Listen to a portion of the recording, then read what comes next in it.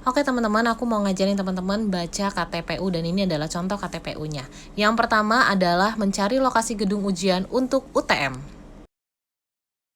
Nah, teman-teman, ini untuk contoh fisik dari KTPU, sebagian kecilnya aja aku fotoin ya.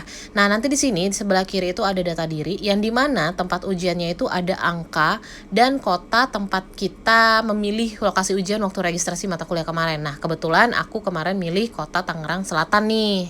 Nah, di sini teman-teman patokannya adalah kode yang ada di tempat ujian ini. Jadi selain kotanya, ya kodenya yang pasti untuk dilihat ya. Nanti teman-teman akan mencocokkan kode ini dengan list kode yang ada di IG UPBJJ masing-masing atau di website UPBJJ masing-masing. Dan juga jangan lupa untuk yang ada di tabel itu ada ruang garis miring kursi, itu juga sebagai patokan. Jadi nggak cuma kode kotanya doang ya, tapi ruang dan kursi juga sebagai patokan teman-teman cari ruangan teman-teman sendiri. Nah, nanti kalau misalkan lokasi ujian itu sudah muncul di IG UPBJJ masing-masing atau mungkin di website UPBJJ masing-masing, dia akan muncul kayak gini yang bentuknya tuh list kayak tabel gitu yang isinya ada hari, kode, lokasi, dan ruang atau kursi yang tadi aku bilang ada di tabel KTPU-nya. Nah, ada beberapa UPBJJ yang dimana di websitenya itu muncul juga dengan kode tempat ujiannya, tapi di IG-nya enggak. Nah, contohnya kayak gini nih, UT Serang. Kebetulan aku kemarin ikut yang Tangerang Selatan, yang dimana Tangerang Selatan itu adalah wilayah yang dipegang oleh UT Serang. Jadi, untuk lokasi aku itu ngeceknya di web UT Serang atau di IG UT Serang, walaupun aku terdata sebagai mahasiswa UT Jakarta. Nah, kalau contohnya UT Serang kayak gini, dia di websitenya kemarin aku ngecek ada kode tempat ujiannya. Tapi saat aku ngecek di Instagramnya UT Serang, itu hanya muncul tabel lokasi ujian, nomor ruang, hari, dan alamat lokasi.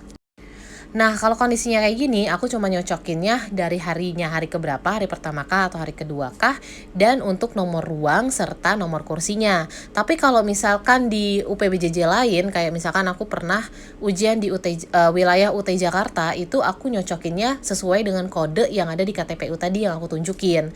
Jadi ada macam-macam ya cara untuk ngelihatnya, bisa dari kode, bisa dari ruang dan kursi aja, bisa dari ketiganya.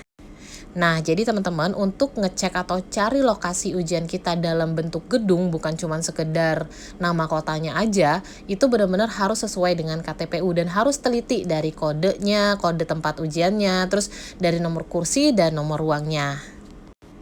Nah, untuk UTM itu biasanya jarang ya atau bahkan hampir tidak pernah ada perubahan jadwal secara mendadak. Jadi ngikutin KTPU, tapi alangkah baiknya kalau H-1 ujian hari H ujian kita itu kita cek lagi atau buka lagi KTPU kita di admisinya. Nah, ada juga tapi teman-teman yang dimana UPBJJ itu udah menyediakan nama gedungnya di dalam KTPU itu. Itu juga ada. Ada yang cek berkala baru muncul, ada yang memang dari awal sudah muncul gedungnya di KTPU UTM.